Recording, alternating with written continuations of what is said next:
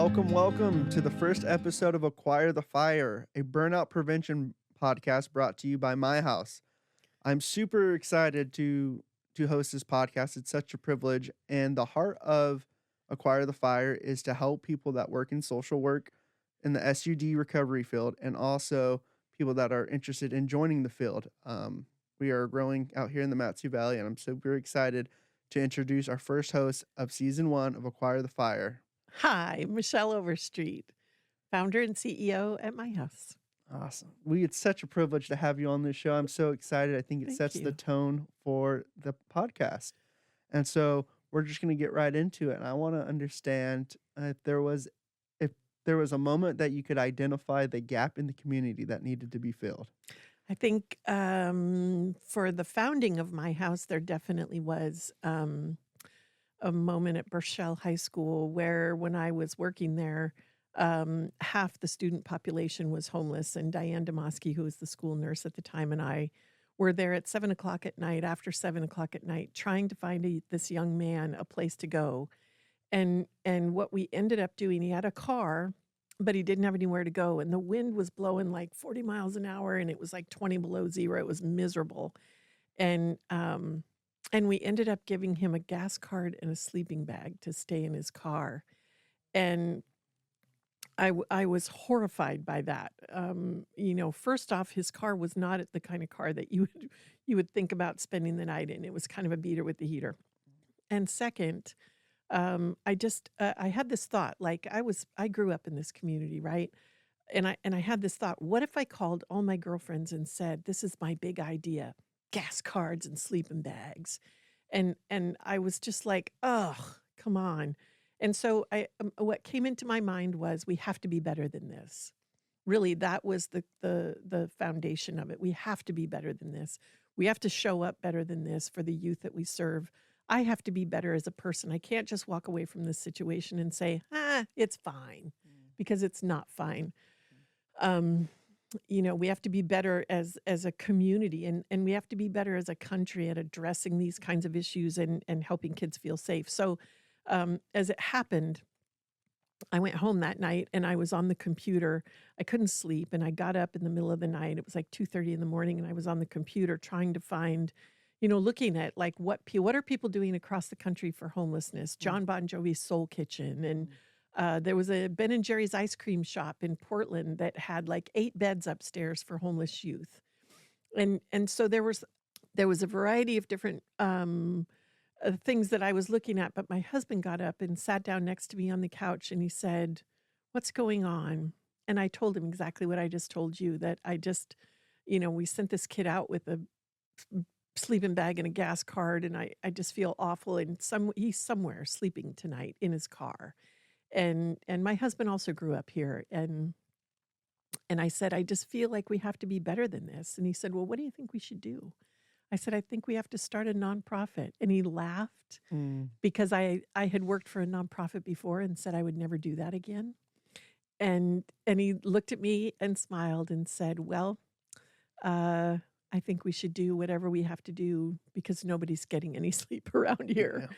And that was sort of having his backing, his support was really pivotal. But throughout the years, there have been youth that came in the door that inspired the commitment to stick.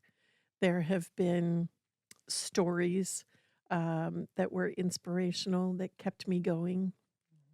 And I think having a variety of places that you can step into that help you feel like what you're doing is meaningful and matters is really pivotal.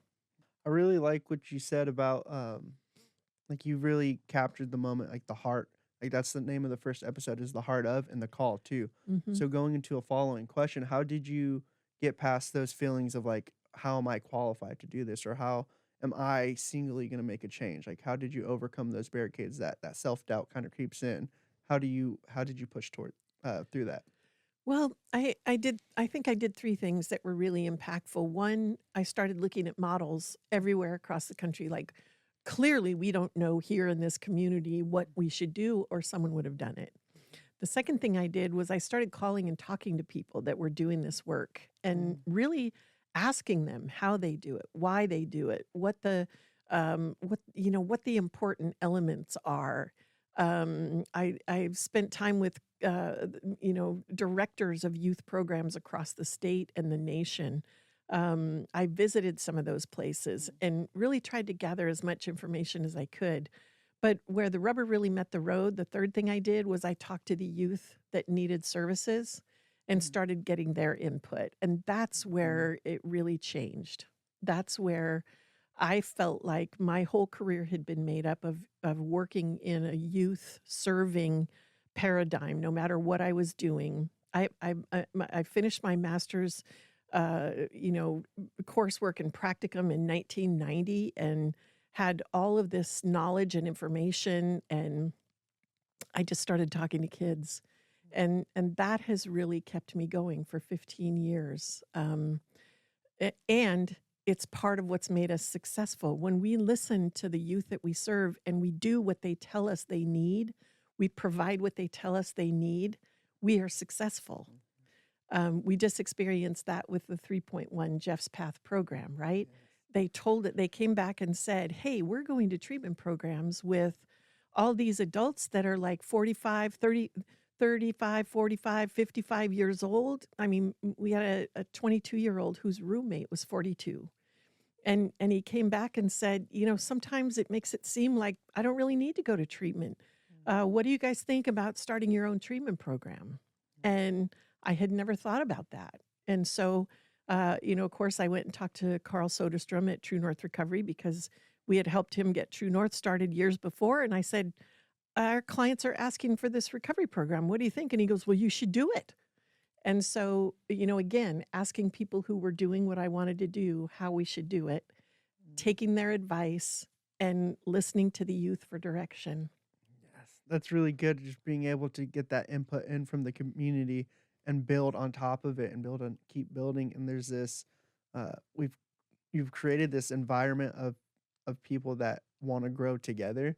Like the Mhm. atmosphere that you've created here at my house is so welcoming, and uh, just super encouraging to people for sure.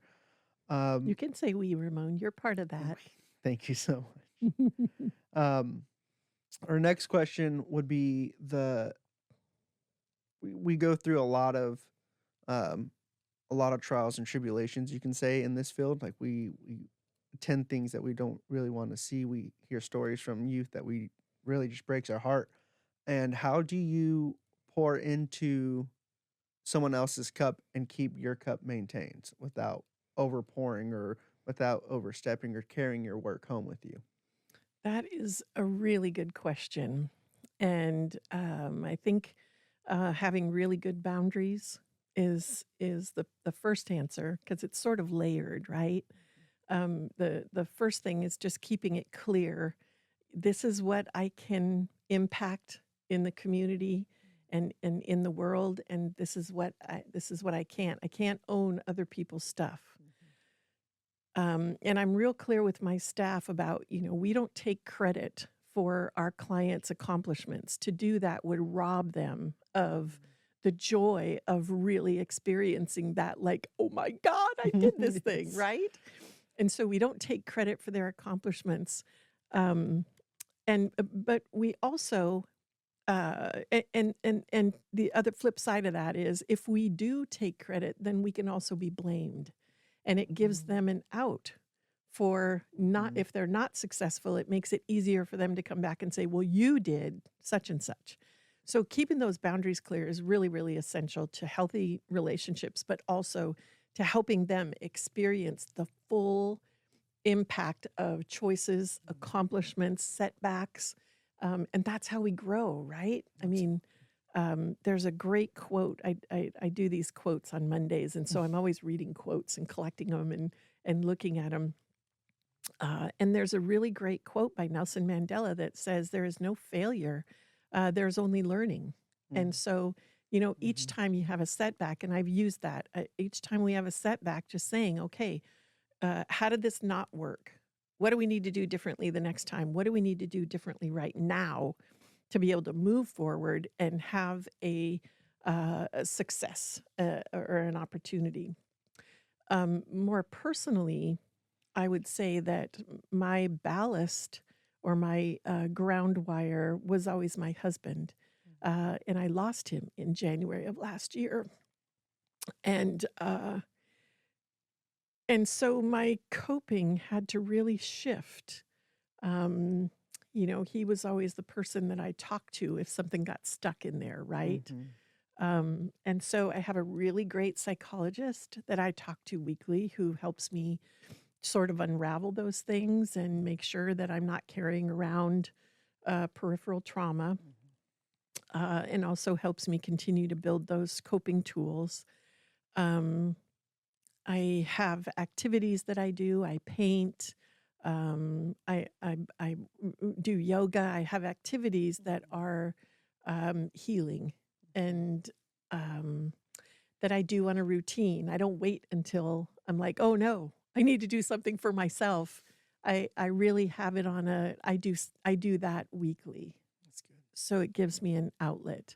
And I think it's really important for everybody to have some of those things. I went to a workshop, a leadership workshop several years ago where I was there with all these other leaders, and everyone in the room had something that they did for themselves, and I had nothing.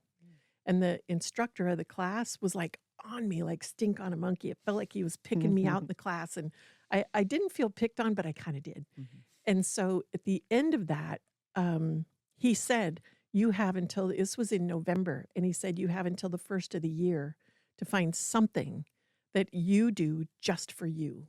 Mm. And it was like, what? And I really couldn't think of anything. And through a series of sort of coincidences, I took a painting class. Like I got down to the wire and I didn't have anything. So I was like, I'll just take this painting class. And it turned out to be something that I really love. Mm. And so, thank you, God, or, Yes.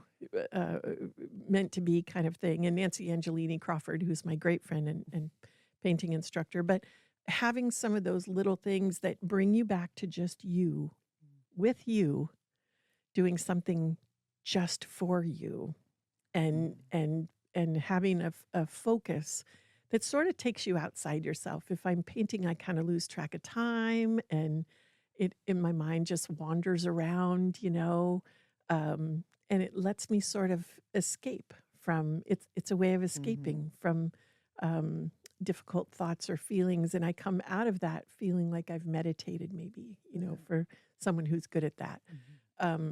Same thing with yoga. It takes you out of the space that you're in and sort of gives you a different perspective when you come back. So those are the things that I do that kind of help me to stay healthy. It isn't always just you. It isn't always just another person or a group of people. It's kind of a combination of those, but having choices and a variety that you can put into play, and having someone who can really call bullshit when you start doing that Yep. self-talk that isn't good, right? Yeah, that's really so.